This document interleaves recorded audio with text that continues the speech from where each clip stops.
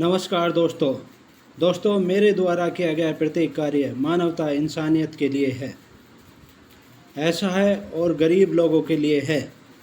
अतः आप सभी से गुजारिश है कि इसमें सभी सहयोग दें। आप सभी का सहयोग चाहिए। आप जितना सहयोग देंगे उतनी ही दुआएं आपको मिलेगी। आप सोचते होंगे कि दुआएं कैसे मिलेंगी, तो मैं जिन लोगों के लिए काम करूंगा या जिन लोगों की मदद करूंगा या जिन लोगों के लिए इंसानियत के लिए कार्य करूंगा, उन सभी लोगों से आपको दुआएं मिलेंगी। तो इसलिए आप मेरे कार्य में सहयोग दें। Thanks so much. आप देख रहे हैं जी के संबंधित महत्वपूर्ण क्वेश्चंस। देखिए क्वेश्चन नंबर 1, जब एक अम्ल सोडियम कार्बोनेट के साथ अभिक्रिया करता है तब कौन सी गैस का उत्पादन होता है? जब एक अम्ल सोडियम कार्बोनेट के साथ अभिक्रिया करता है तब कौन सी गैस का उत्पादन होता है? ऑप्शन ए हाइड्रोजन का, ऑप्शन बी क्लोरीन का, ऑप्शन सी सल्फर डाइऑक्साइड का, ऑप्शन डी कार्बन डाइऑक्साइड का। तो जो करेक्ट आंसर है वो है डी पार्ट, कार्बन डाइऑक्साइड का उत्पादन होता है। जब कोई अम्ल सोडियम कार्बोनेट के साथ अभिक्रिया करता है तो कार्बन डाइऑक्साइड गैस का उत्पादन होता है। और देखिए इसके बारे में डिटेल से देखिए, इस तरह से होता है 2HCl प्लस Na2CO3, तो यहाँ से 2NaCl प्लस H2 और कार्बन डाइऑक्साइड निकलती है।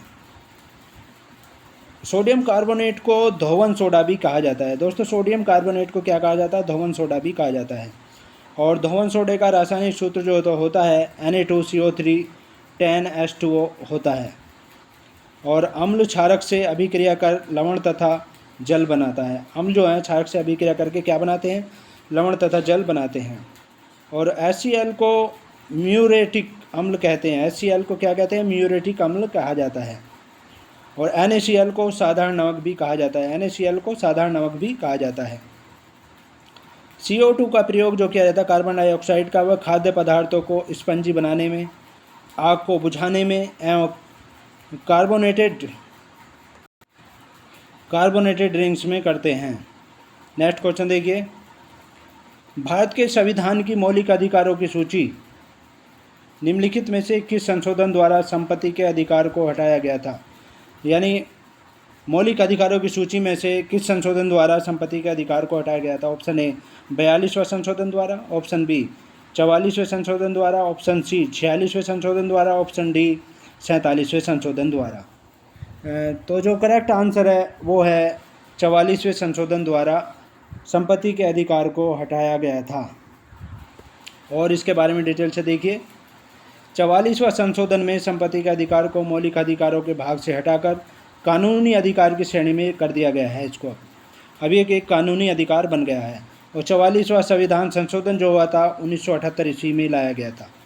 1978 ईस्वी में ये संशोधन लाया गया था। 44वां संविधान संशोधन द्वारा अनुच्छेद 19(6) तथा अनुच्छेद 31 को समाप्त कर दिया गया है। 19(6) और अनुच्छेद 31 को समाप्त कर दिया गया है। अब संपत्ति का अधिकार जो है अनुच्छेद 300 के अंतर्गत कानूनी अधिकार रह गया है।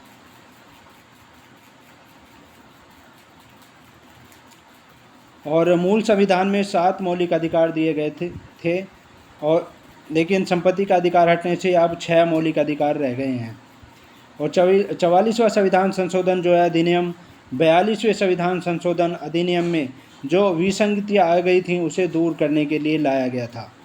44वां संविधान संशोधन जो है, जो 42वें संविधान संशोधन में जो विसंगतियाँ आ गई थी उनको दूर करने के लिए ये लाया गया था।